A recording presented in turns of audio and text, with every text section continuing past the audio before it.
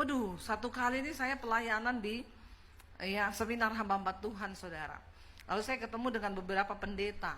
Nah, saya panggil lah mereka dari desa. Pak, saya bisa minta nomor HP, Pak, minta dong nomor HP. Diam semua. Kenapa diam? Nggak punya HP, Bu. Loh, kenapa nggak punya HP? Di tempat kalian pelayanan di desa nggak ada sinyal. Bukan, Bu. Lah terus mau beli HP pakai apa? Kita ini perpuluhannya cabai, tomat, bawang. Saudara ketawa tuh. Saya nyesek, saudara. Nyesek loh. Ada pendeta beli HP aja nggak bisa. Karena memang mereka nggak punya uang. Saya bilang gini, oh ya ampun sampai begitu ya. Iya, Bu. Tiba-tiba ada suara di hati saya berkata, sekarang kamu pergi ke ATM, ambil uang sekian dan kamu kasih sama 5 orang ini. Dan itu jumlahnya besar. Langsung saya tengking itu suara, dalam nama Yesus. Pasti setan ini. Setan ini yang ngomong, setan, bukan Tuhan ini. Karena saya tahu jumlah saldo saya berapa. Dan Tuhan suruh kasih berapa. Waktu itu saya belum jadi YouTuber. Ya, saya waktu itu jumlah saldonya pas-pasan. Dapat suara Tuhan begitu, hampir setengah lebih disuruh kasih sama pendeta ini. Oh langsung saya tengking dalam nama Yesus. Ini pasti setan. Tapi suara itu bilang, kamu harus memberi mereka. Waduh, saya bergumul saudara di hati. Karena gak ada yang tahu ini, gak ada yang tahu, cuma saya kan. Dengan Tuhan. Itulah yang dikatakan kalau kita ini menjadi tawanan roh. Akhirnya lama saya bergumul, saya nggak tanya suami saya, karena suami saya itu sudah beri saya kepercayaan. Saya untuk keuangan, aku percaya sama kamu, kamu lebih peka. Kalau Tuhan suruh menabur, tabur, nggak usah tanya-tanya saya. Jadi kalau saya menabur yang kecil-kecil ya memang saya nggak tanya, tapi ini kan jumlahnya lumayan besar, hampir separuh saldo saya terkuras. Waduh, ini saya kalau tanya pasti suami saya bilang, jangan, itu bukan suara Tuhan. Nah, repot, karena bapak-bapak itu lebih pakai logika. Ya, logikanya lebih jalan daripada perempuan. Perempuan tuh pakai perasaan. Jadi saya nggak tanya dia. Tuh saya minta orang di gereja situ, Mas, bisa tolong antar saya nggak ke ATM terdekat? Mau apa, Bu? Saya ada keperluan. Tapi naik apa ya? Naik motor aja, motor biar cepet. Ya udah saya naik motor, saudara. Sampai di ATM saya masukin kartu, saya tarik jumlahnya gitu, ditulisan di ATM, maaf, uang di ATM ini tidak cukup. Ya, jadi bukan di rekening saya, di ATM-nya tuh nggak cukup uang segitu. Saya bilang puji Tuhan. Berarti bukan dari Tuhan memang. Lalu ada suara yang bilang di hati, pergi ke bank. Tarik lewat teller, saya bilang saya ndak bawa buku tabungan. Haleluya kan? Lalu suara itu bilang, pakai KTP saja. Saya bilang ini terakhir ya saya coba ya. Kalau tidak diterima berarti memang bukan dari Tuhan. Ini cuma suara hati saya. Saya pergi ke teller, Mbak saya mau tarik uang sekian. Bukunya Bu, nggak itu masalahnya Mbak, saya nggak bawa buku. Saya cuma bawa KTP, oh ndak apa-apa. Betapa sedihnya saya, saudara. Saya berharap tidak bisa. Tapi dia bilang, oh nggak apa-apa Bu, yang penting ada KTP. Ya udah saya tarik, saudara. Aduh nyesek itu loh, nyesek banget ya.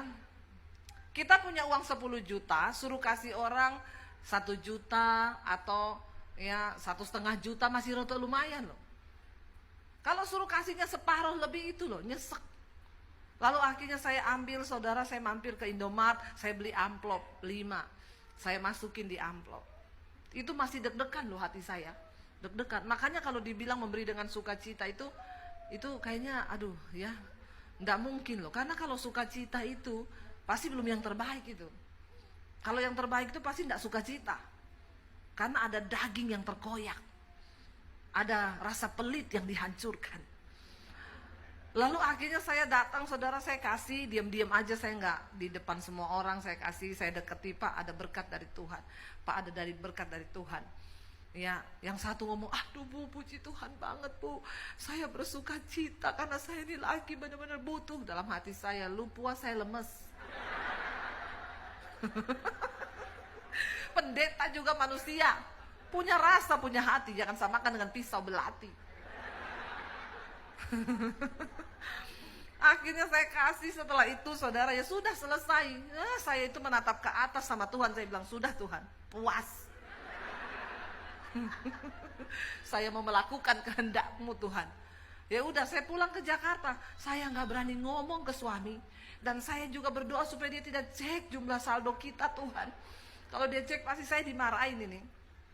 Hari Minggu di Jakarta saya pelayanan di satu mall. Selesai pelayanan saya pulang saudara. Lagi di jalan tuh ketemu oma-oma, Bu Debi, saya nggak tahu itu oma muncul dari mana. Dia taruh amplop di tas saya. Terima kasih ya oma, saya pulang saudara. Sampai di rumah saya buka, itu jumlah persis sama yang saya tabur, dilebihi 10%. Loh, itu Tuhan loh. Saudara, saya itu nangis loh. Saya nangis, saya bilang Tuhan terima kasih. Kalau waktu itu saya tidak peka, ternyata aku ini cuma menjadi saluran toh.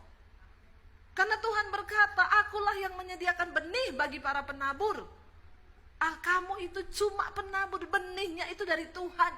Ini yang seringkali tidak orang Kristen mengerti. Ya, sehingga kita itu pikir dengan kita tahan uang, kita pakai prinsip ekonomi. Semakin banyak yang kita tabung, maka semakin kayalah kita. Padahal Alkitab bilang, siapa yang banyak menabur, dia juga akan banyak menuai. Dengar ya, yang di sini yang pelit-pelit nih saya tengking dalam nama Yesus. Roh pelit pergi, ya bilang kanan kirimu, jangan pelit. Orang pelit gak masuk surga. Orang kikir gak masuk surga saudara. Ya, saudara mau terima atau tidak, ini bagian saya menyampaikan. Kalau saudara terima, saudara tangkap itu dari Tuhan, karena ini firman Tuhan. Kadang orang bicara ngomong uang itu tabu. Enggak tabu. Yesus mensejajarkan dirinya satu-satunya dengan Mamon. Dia bilang kamu gak bisa mengabdi pada dua Tuhan, pada Allah dan pada Mamon. Berarti sangat berbahaya kalau saudara tidak mengerti kebenaran tentang uang. Ya, saudara, akhirnya saya belajar sampai hari ini. Saya belajar, Tuhan, aku ini jadikan bendahara-Mu. Ya, dan Tuhan memberkati kami luar biasa hari ini. Saya mau bersaksi depan saudara. Ya, saya melihat bagaimana Tuhan membukakan tingkap-tingkap di langit. Awal pandemi aja kita mau jual rumah. Karena apa? Karena sudah gak ada harapan di depan. Ya, tetapi Tuhan membuka jalan dan semuanya menjadi luar biasa. Saudara, saya pengen ya kita sama-sama mengerti ini.